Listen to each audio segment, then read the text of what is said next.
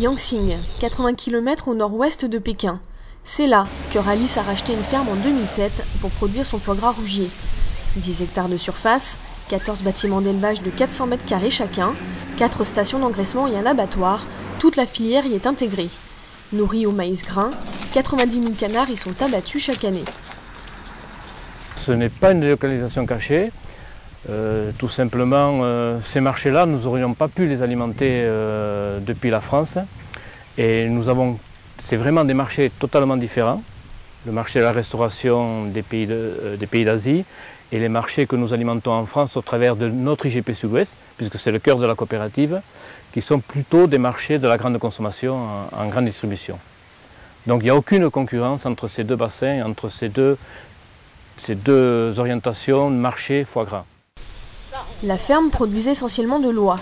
Il était donc essentiel de se différencier en partant sur du canard. Depuis, le succès ne s'est pas démenti. La commercialisation et la production sont multipliées par 2 tous les ans depuis 2008.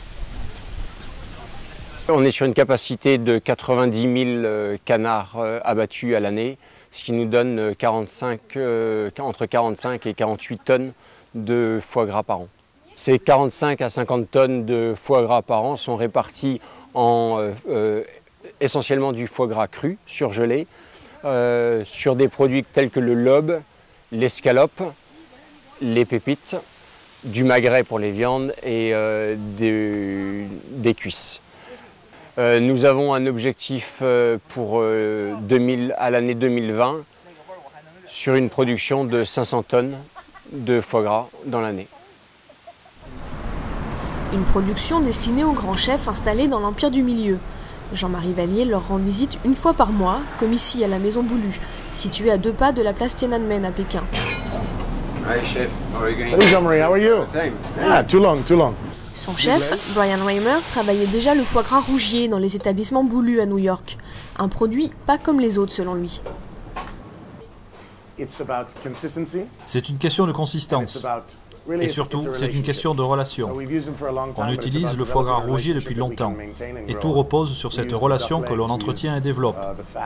On utilise les cuisses, le gras, les filets, le foie gras, les escalopes, les lobes entiers, à peu près tout. Ici, il y a un très beau futur pour Rougier et pour nous. C'est une belle chance de grandir ensemble. Rougier a également accompagné les frères Pourcel à leur arrivée en Chine.